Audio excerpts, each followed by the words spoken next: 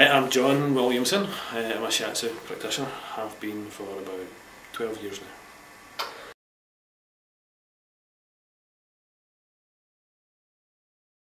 I was doing an Aikido class, a Ki Aikido class, and as part of Aikido we learnt a little bit of what they call Shiatsu. And Shiatsu is almost identical to Shiatsu, slightly different theoretical base to it, but the whole idea was applying your thumbs to the body and extending Ki, using kind of energy to make a difference. So I was shopping about in some bookstores looking for some Aikido books and came across a couple of Shiatsu books. So I bought them, not knowing that they were quite good Shiatsu books, kind of from the older teachers sort of thing. And that led me to look for a class. And I discovered I could do a class in Glasgow, which was brilliant. I didn't have to go anywhere, So I took up Shiatsu from there.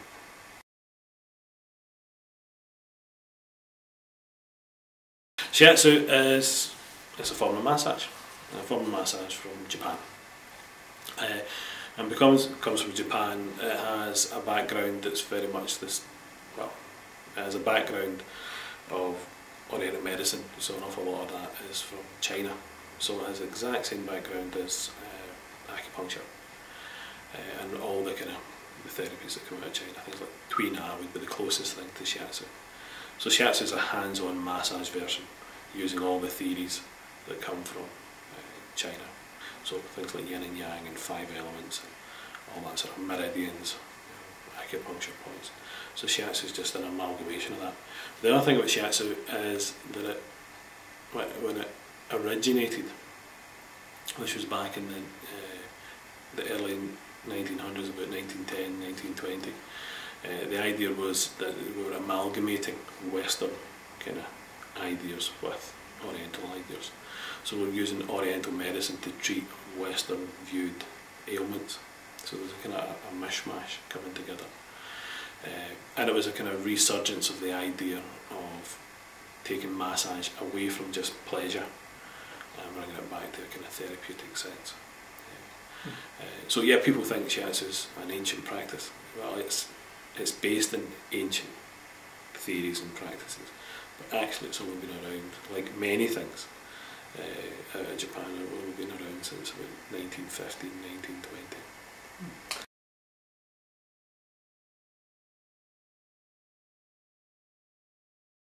Typical first session is a bit like any other kind of therapy. First of all, I need to get to know the person, so I'll ask them some questions about themselves, get to know who they are, and understand why they're there. But also check to see whether there's any ailments or any things that have gone in the past or anything they've got going currently. Perhaps even check to see if they're on any medicines and it's just to get an overview. Now I'll tend to do that while I'm working with them. I'll not really separate that out. I'll maybe separate a little bit at the beginning about just finding out who they are, but as I go, because when I'm working on them I'll be prompted by what the body's telling me. Okay, and sometimes that's, I can get a more in-depth idea of what goes on with folk, because people forget. There's certain things that will happen to them that's not current, so they forget to mention it. But if I come across a scar somewhere, it's, oh, see you had your appendix or something like that, it prompts into, oh, see you've had an injury here, so we get the information. So that's a big part of it, is discovering about the person.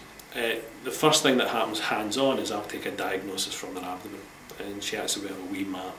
So like acupuncture, we maybe look at your tongue or check your pulse to find out what's going on with you energetically. In Shiatsu we palpate the abdomen, and that lets me know which meridians to work.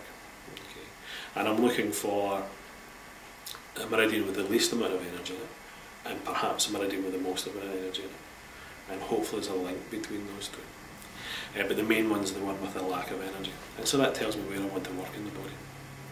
And so while we're following that meridian, we're looking to see what's going on in and around areas as well. We're trying to create a sense of balance between where there's deficiency and excess, getting the body to communicate with itself and to adjust itself. In the meantime, we're still physically moving the body about, we're still pressing points, getting muscles to relax, encourage other muscles to tone. So it's still hands-on, you're still getting a physical treatment, but we have that extra bit of a kind of energetic kind of connection to it as well. And so we'll tend to do front and back, top and bottom. It's largely driven by which meridians word chosen, but then also what I find, and also what the person told me they were needing done. So if someone says they've got sore shoulders, then we'll spend time on their shoulders. If they've got a bad back, we'll spend time on their back. But we may do strange things, you know. If someone says they've got a sore back, I'll be delving deep into their abdomen to see whether there's anything in their core muscles that relates to their bad back. If someone's going on about their shoulders and their upper back, well, I'll be checking to see what's not happening on the front, because often it's poor posture and collapse that's making excess effort in the shoulders. And then at the end we'll maybe do a nice little bit of work around the face and the head to relax things. And I'll tend to balance out, maybe kind of scanning through chakras at the end. And sometimes that brings up some interesting stuff. You know, sometimes things just don't seem to be flowing. You know. And again, throughout that, whatever I find, it may create dialogue, and then we get to find out more about people.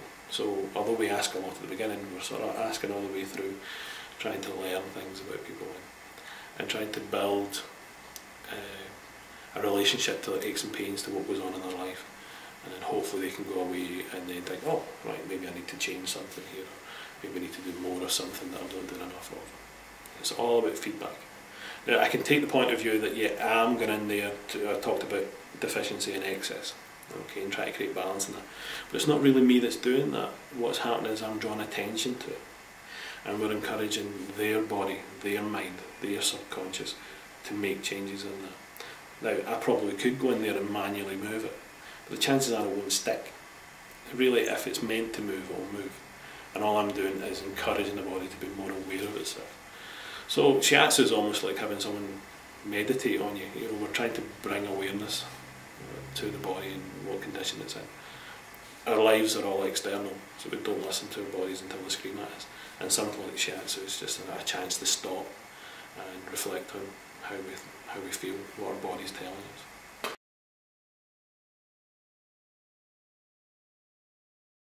It can be quite varied. Really, the effects that people will have is likely to be what their body's wanting to tell them. So if someone's working hard, they may come away feeling relaxed but a bit tired. Yeah. On average, people will say that they'll feel kind of, you know, they may feel a bit tired but invigorated at the same time. Or often people will comment that they'll feel more in touch with themselves, more together, whole. And that makes sense, because what we're trying to get them is to be aware of themselves, so they actually start to feel integrated with their own bodies. Other people, and other times, people feel very dynamic and ready to get off and challenge the world, sort of thing. And again, hopefully what happens as well is that, you know, if someone has an ache, that's lessened. Now sometimes what will happen is that it appears to get worse, because we've been in, we've moved it, we've encouraged it to do something different, and occasionally the body will fight back for, you know, a couple of hours or so.